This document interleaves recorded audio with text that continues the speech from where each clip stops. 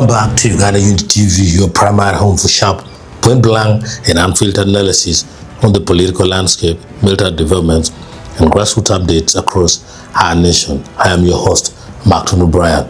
If you are joining us for the first time, don't forget to hit that subscribe button, turn on the notification bell, and smash that like button so that you never miss an update. Family, we have a packed rundown today, from official shifts in military showcase drills to a high-stakes diplomatic ultimatum involving government mobilizers, the Turkish Embassy, and Fred Lumbuye. Plus, we take a trip to Bundibugyo to look at Minister Balaam's intense mobilization efforts, and finally down to Eastern Uganda for key civic updates from the Tororo Baraza. Grab your cup of tea or coffee, settle in, and let's dive right into the details.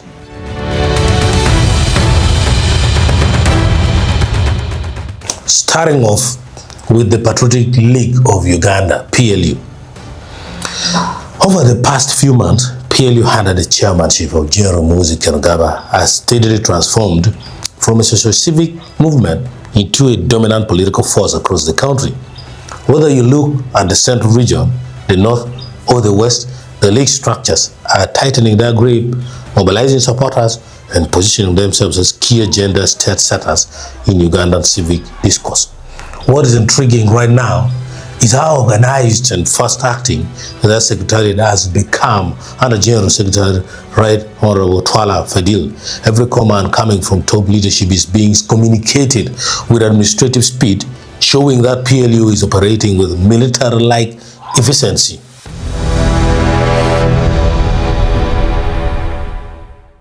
Moving to our second topic today, an important update regarding the military and interagency showcase. The second edition of the CDF Interforces Drill Competition has officially experienced a brief 24-hour schedule adjustment. According to an official notice issued by the PLU General Secretary, Honorable Twala Fadil, supporters and the general public have been informed that the drill competition, which was originally slated to take place today, Tuesday 25th August 2026, has been rescheduled. The new date is tomorrow, Wednesday 26th August 2026, commencing bright and early at 9 a.m. Honorable Twala Fadil encouraged all supporters to turn up in massive numbers to witness and support our men and women in uniform as they demonstrate discipline, precision, teamwork, and patriotism. So if you were planning to head out today, adjust your schedule for tomorrow morning.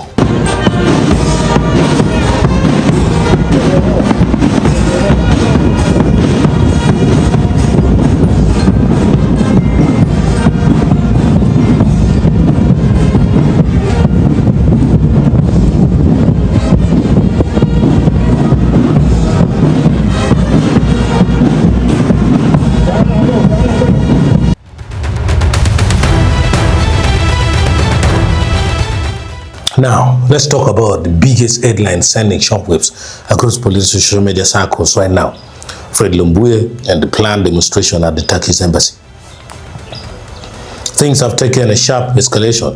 Chairman General Muhoozi Kainerugaba posted directly on X, formerly Twitter, instructing key PLU leaders, specifically Honorable Daudi Kabanda and Honorable Twala Fadil, to organize what he called the biggest demonstration Uganda has ever seen at the Turkish Embassy on September the 1st, 2026. General Muhoozi stated unequivocally, PLU shall demonstrate at the Turkish Embassy in force on the 1st of September without fail. All concerned have been notified.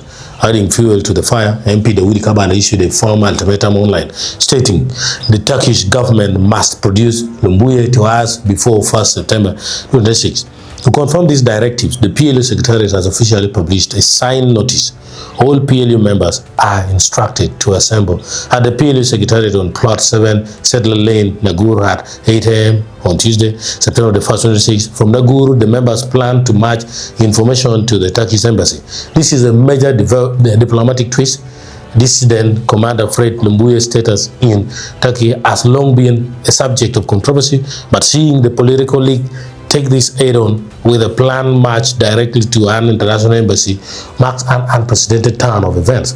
We will be tracking this situation very closely as the September the 1st deadline approaches.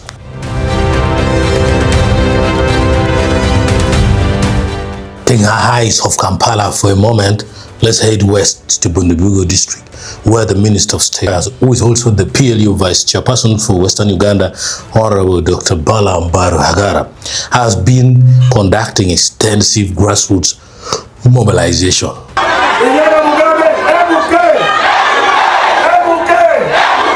Balaam took to the PLU campaign trail deep into the Rwenzori sub-region, drawing thousands of enthusiastic youth and local leaders. He was on the ground promoting the vision of General Muhoozi Kainerugaba, emphasizing youth empowerment, sports support, local infrastructure development, and national unity.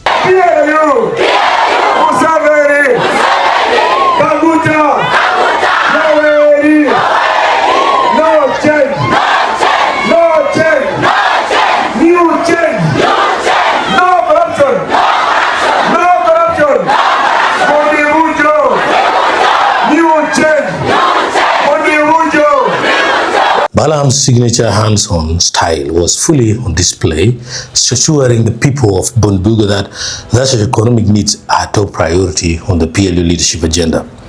The turnout in the region once again shows how intensively the political machinery is grinding on the ground.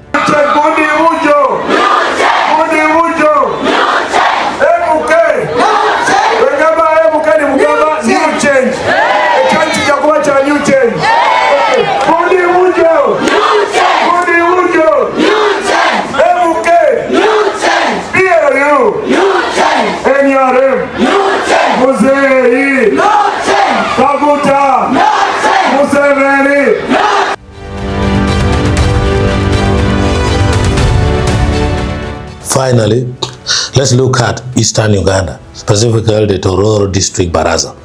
For those who may not know, a Baraza is an open public accountability forum where community members, local government officials, and civic leaders meet face-to-face to discuss governance, service delivery, government programs, and local grievances. Hello Ugandans, I greet you all.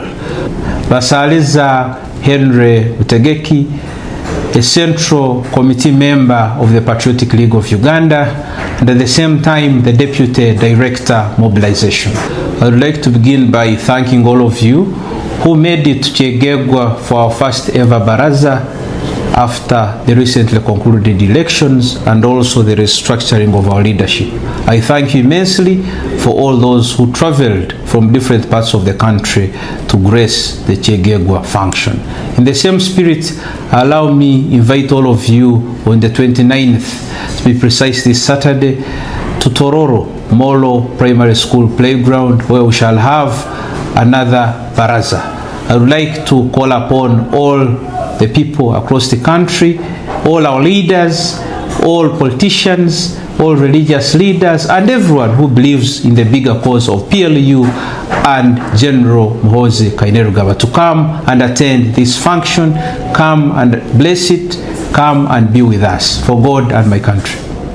These local barazas are crucial for democracy because national politics means very little if the person on the ground in Tororo cannot get medicines at their local health center or good roads to transport produce to the market. Kudos to the organizations and residents who voiced their concerns constructively.